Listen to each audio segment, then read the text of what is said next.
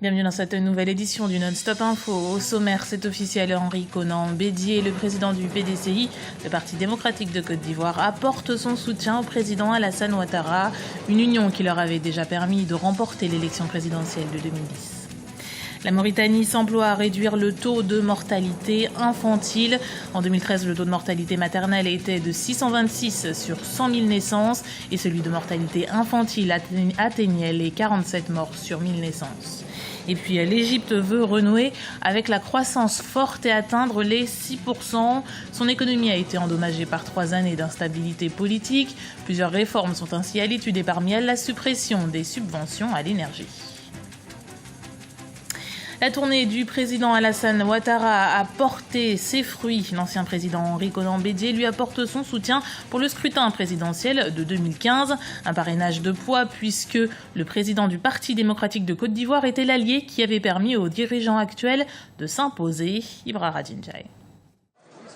Henri Konan Bédié, le président du Parti démocratique de Côte d'Ivoire, le PDCI, a annoncé ce mercredi 17 septembre son soutien à la candidature du chef de l'État Alassane Ouattara pour la présidentielle de 2015. Il s'est exprimé lors d'un meeting à Daoukro, dans le centre du pays. Le ralliement du président du PDCI en 2010 avait joué un rôle crucial dans l'élection du président Alassane Ouattara à la tête du pays lors du second tour de la présidentielle en 2010. C'est que le soutien du président Bédié à son jeune frère Alassane Ouattara est un soutien important. D'abord, nous devons comprendre que le président Houphouët-Boigny n'a pas pu réaliser son rêve de faire de la Côte d'Ivoire une nation. Le président Houphouët-Boigny n'a pas pu réaliser son rêve de faire de la Côte d'Ivoire un pays industrialisé. Il faut nécessairement que le président Bédié et M. Ouattara puissent parvenir à faire de la Côte d'Ivoire une nation, parvenir à faire de la Côte d'Ivoire une nation industrialisée. Au regard donc de ces deux objectifs assez importants, la problématique qui se pose est de savoir comment préserver l'héritage de Félix Houphouët-Boigny. L'heure est donc au rassemblement pour les militants et les camarades du parti. Ce qui est important aujourd'hui, c'est de se mettre en mouvement et demander donc à toutes les bases de la Côte d'Ivoire, que ce soit des bases du PDCI, du RDR, du UDPCI, de l'MFA, à tous les Ivoiriens qui sont épris de paix, épris de développement, de se rassembler autour de ces messages fédérateurs. Pour les observateurs de la vie politique ivoirienne, ce soutien a plusieurs portées, mais le débat est toujours ouvert entre les deux formations politiques. Il y a des gens qui sont mécontents au PDCI. Il y a aussi peut-être des frustrations possibles au sein du RDR. Il est important de prendre tout cela en compte et aussi d'observer comment les opposants pourront réagir, comment ça peut fouetter leur orgueil ou leur dire tout est perdu, il n'y a plus rien à gagner, on laisse tomber, ou bien maintenant, on sait à quoi s'en tenir. Voici comment nous pouvons faire. Nous n'avons pas d'autre choix que de nous unir. Donc, il y a un boulevard qui est ouvert. Contrairement à ce que certains pensent, l'événement qui paraît important n'est pas fait pour tuer la démocratie ou pour tuer le débat politique. Au contraire, il y a des perspectives intéressantes et il convient de les saisir pour renforcer la stabilité politique, pour renforcer l'ancrage démocratique dans notre pays, la Côte d'Ivoire. Cette annonce intervient à 1 an de la présidentielle et à quelques jours du congrès du PDCI-RDA prévu du 3 au 5 octobre 2014. Les députés togolais ont désigné mercredi les 17 membres de la Commission électorale nationale indépendante pour le scrutin de mars 2015. Conformément au code électoral, l'opposition peut y occuper 5 sièges, des sièges que les deux partis devront se partager avec l'Union des forces du changement déclarée comme membre de l'opposition alors qu'elle participe au gouvernement. L'UFC qui a finalement obtenu 1 siège, le groupe ANC ADDI 3 et le dernier siège revient à la coalition Arc-en-Ciel. En Mauritanie, les autorités veulent lutter contre la mortalité infantile. La santé de la mère et de l'enfant semble ainsi primordiale. Plusieurs dispositifs ont été mis en place avec plus ou moins de réussite. Le point avec notre correspondant Franck Dauphin. Malgré les nombreux efforts fournis par les différents gouvernements qui se sont succédés, le taux de mortalité infantile et maternelle reste toujours important en Mauritanie en 2014. Afin de trouver une solution efficace à ce problème, l'État, avec ses partenaires et la société civile, ont tenté plusieurs solutions. Mise à niveau du plateau technique, renforcement des compétences du personnel soignant ou encore subvention de certaines prestations dans les hôpitaux publics, beaucoup de réalisations ont été faites. Mais la situation n'est pas pour autant réluisante. Les principaux indicateurs de la santé maternelle restent presque en rouge, avec un ratio de mortalité maternelle parmi les plus élevés de la sous-région.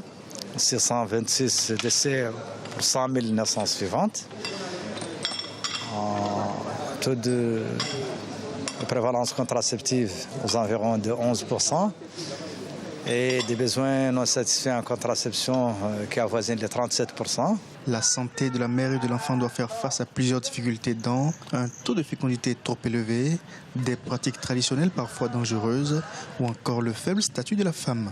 Afin d'y remédier, plusieurs organisations comme World Vision se sont impliquées. La campagne Santé des enfants maintenant devrait permettre de contribuer à réduire significativement la mortalité infantile et maternelle. Actuellement, nous comptons appuyer les parlementaires, les leaders religieux, les oulémas, les imams, les acteurs, les gouvernements, la société civile à mieux participer, à mieux aider l'État à atteindre ses objectifs OMD qui bientôt vont finir et aussi bien participer dans la réduction dans la mortalité maternelle infantile en Mauritanie par le biais du plaidoyer et de la mobilisation sociale. Afin de promouvoir une maternité sans risque, le gouvernement mauritanien entend aujourd'hui s'appliquer à atteindre les points 4 et 5 des objectifs du millénaire pour le développement. Il s'agit essentiellement de réduire de 2 tiers la mortalité des enfants de moins de 5 ans et d'améliorer la santé maternelle. 8,5 milliards de dollars, c'est le montant récolté par les autorités égyptiennes en quelques semaines pour rénover et agrandir le canal de Suez. Autre réussite, 85% des acquéreurs de ces certificats d'investissement sont des petits épargnants. Motivés par les 12% de taux de rendement ou par sursaut patriotique, ils participeront à l'agrandissement du canal de 72 km. Ces travaux doivent permettre de créer 1 million d'emplois et de rapporter à terme 13 milliards de dollars chaque année. Un enjeu capital pour l'économie égyptienne dont le chômage est supérieur à 20%. Et justement, l'économie égyptienne fragilisée par plusieurs années de crise politique veut atteindre les 6% de croissance. Plusieurs réformes structurelles ont donc été prises en ce sens. Des initiatives destinées à redresser l'économie du pays. Les précisions avec Ibra Radinjaï. Depuis la révolution et les troubles socio-politiques qui ont suivi, l'économie égyptienne connaît des contre-performances sans précédent. Une situation qui s'explique par plusieurs facteurs, notamment la baisse des recettes du secteur du tourisme, mais également la rareté des capitaux étrangers. Toutefois, on note une lueur d'espoir avec un doublement des investissements directs étrangers, estimés à plus de 6 milliards de dollars durant l'exercice 2013-2014, contre seulement 3 milliards de dollars au cours de l'exercice précédent. Les autorités veulent donc redresser le pays et veulent accroître le taux de croissance pour atteindre les 6%. Plusieurs réformes sont prévues, notamment la suppression des subventions à l'énergie. À la fin du plan quinquennal, les taux de croissance de l'économie égyptienne auront augmenté pour atteindre les 6%. Le taux de chômage aura baissé de 14 à 10%. Le taux de pauvreté va descendre en dessous de 20% et le déficit budgétaire sera environ de 9% du PIB. Le fossé énergétique, c'est pourquoi nous mettons les investissements dans les centrales électriques en haut de nos priorités dans nos plans énergétiques pour attirer les investisseurs. Malgré les nombreuses zones d'ombre dans l'environnement économique et politique dans le pays, le gouvernement tente bien que mal de limiter le déficit public à moins de 11 milliards de dollars. Selon notre dernière analyse et après avoir mis en place des décisions économiques concernant la levée des subventions énergétiques et d'autres étapes liées aux taxes, nous pouvons dire que ce montant s'élève désormais à un chiffre entre 10 et 11 milliards de dollars. Ceci pourrait se faire sous la forme d'investissements, de bons du gouvernement qui pourraient réduire ce montant. Peut-être qu'un coup de pouce dans le secteur du tourisme pourra le faire. Cela peut aussi être fait. Même si le pays traverse une mauvaise passe temporaire, il a été capable de faire des progrès. Il y a une certaine compréhension. Il y a de nouveaux investissements du secteur pétrolier qui dépassent les 5 milliards de dollars. Les estimations montrent que c'est entre 5 et 7 milliards de dollars.